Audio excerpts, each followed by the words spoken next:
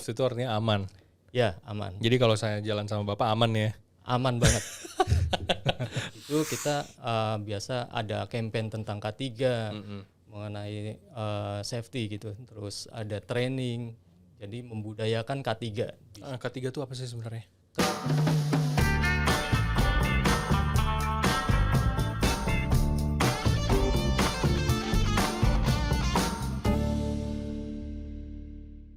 Selamat datang Pak Veno Ya. di kamar saya. Oke. Pak, kesini tuh ya bawa oleh-oleh, bawa martabak, bawa apa gitu. Ngapain sih bawa helm begini ya? Astaga. Kan Apa nih? kita sebagai orang safety itu wajib kemana-mana pakai helm sesuai risikonya. Safe itu artinya aman. Ya, aman. Jadi kalau saya jalan sama Bapak aman ya? Aman banget. Oke Pak, ini helm safety ya. Saya biasa lihat, coba kita pakai dulu deh. Oke. Pak Veno pakai juga nggak? Gak usah saya. Kenapa udah safety ya? Udah safety. Ini makanya gimana gini? Gini. Iya. Itu talinya turun ke bawah, Oke. dikencengin ya.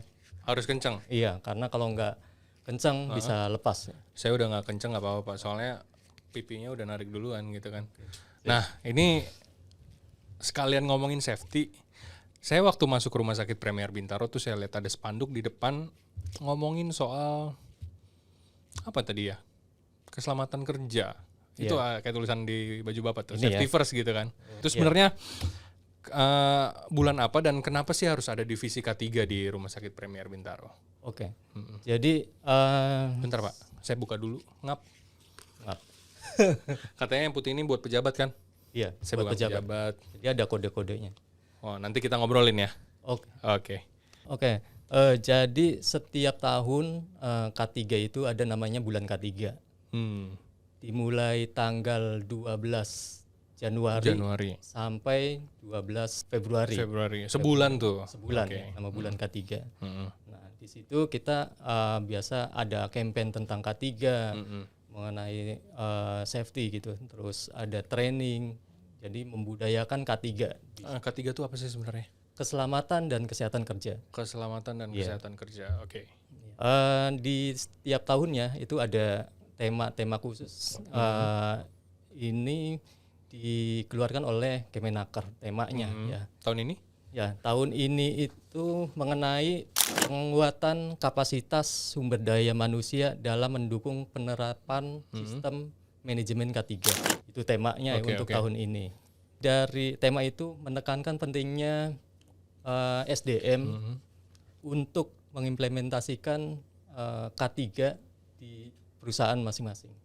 Termasuk di sini rumah sakit Premier Bintaro. Ya, tujuannya untuk menekan angka kejadian kecelakaan kerja dan penyakit akibat kerja tentunya. Oke. Kalau misalnya kecelakaan kerja nih Pak ya, kita sambil ngobrol-ngobrol aja. Kecelakaan kerja kan misalnya kalau kita ngelihat di pabrik, industri pabrik kayak gitu ya. Mungkin kecelakaan kerja mungkin kena alat gitu. Memangnya kalau di rumah sakit Premier Bintaro apa tuh biasanya Pak? Di rumah sakit khususnya ya, itu lebih banyak mengenai terjadinya infeksius, risiko infeksius karena rumah sakit kan. Beberapa yang lain seperti radiasi, laser itu kan berdampak untuk karyawan maupun pasien, pengunjung. Jadi kita lingkupnya tidak cuma karyawan ya, tapi untuk pasien, pengunjung juga kita perhatikan keselamatannya gitu ya. Pokoknya semua yang ada di rumah sakit Premier ya. Betul. Entah itu karyawan atau pengunjung begitu.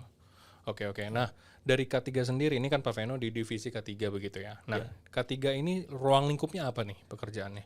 Ya, mengenai pertama tadi pencegahan infeksi kepada karyawan, lalu ada kesehatan karyawan, lalu kita di rumah sakit itu ada penggunaan B3 kan ya. Nah, B3 itu kita kelola supaya B3 ini aman untuk karyawan gitu. Lalu ada risiko kebakaran, bencana, dan yang lainnya ada penggunaan alat medis dan utilitas itu kita tinjau dari aspek K3-nya supaya aman.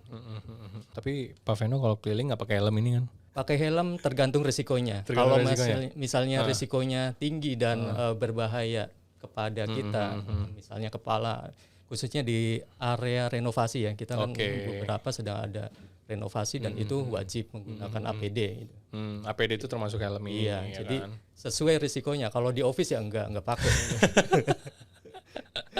Oke. Nah, terus dari Pak Veno sendiri sebagai seorang K3 begitu ya, bagaimana memastikan bahwa ya tadi si pasien, si pengunjung ya kan, bahkan orang yang cuman sekedar nganterin orang berobat ya kan di Rumah Sakit Premier Bintaro itu aman atau safety lah di lingkungan kita gitu. Gimana, Pak? Oke, dari risiko yang cukup luas tadi, K3 tentu tidak berjalan sendiri ya. Jadi kita membentuk namanya Komite K3 atau P2K3. Di bawahnya ada dibantu oleh WSR. Nah, Apa tuh? Workplace Safety Representative. Jadi sejenis link untuk K3 dari tiap unit. Oke. Mereka membantu K3 untuk membudayakan K3. Ambasadornya K3 lah Ambasador, gitu lah betul. ya. Nah, mereka akan membuat masukan-masukan tentang K3 atau melakukan audit juga bisa gitu. Atau kalau misalnya ada temannya yang berisiko terhadap dirinya atau orang lain, itu ditegur oleh WSR tadi, dan mereka membuat seperti laporan K3 supaya kejadian yang serupa tidak terulang kembali. Oke. Nah itu juga Pak, jadi mungkin sahabat Premier ya kalau misalnya lagi di Rumah Sakit Premier Bintaro begitu ya Pak, misalnya amit-amit terjadi sebuah bencana alam, entah itu gempa bumi, entah mungkin kebakaran ya Pak ya, yang paling dekat ya.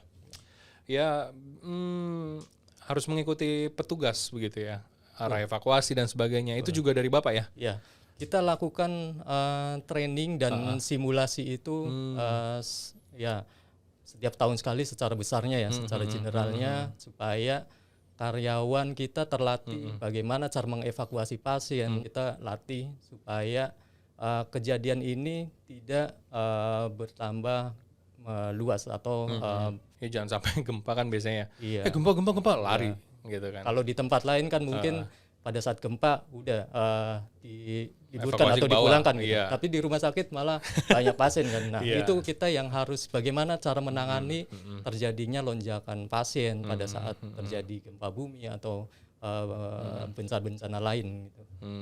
Oke. Ada nggak nih satu kalimat atau dua kalimat lah dari Pak Veno sebagai seorang K3 di Rumah Sakit Premier Bintaro untuk menyampaikan pesan lah kepada karyawan semua tentunya, teman-teman karyawan dan seluruh pengunjung supaya aware nih sama safety nih. Oke, yang paling sulit adalah membudayakan K3. Iya. Ya, di mana-mana itu paling sulit. Bagaimana seluruh karyawan budaya K3-nya bagus. Nah, itu yang kita akan capai goalnya. Dari K3 kadang K3 hanya slogan, gitu. Jadi jangan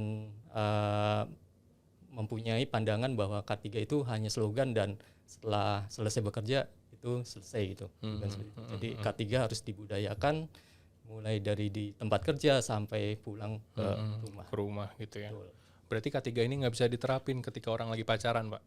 Apa tuh? Karena kalau orang pacaran pasti menaruh apa ya?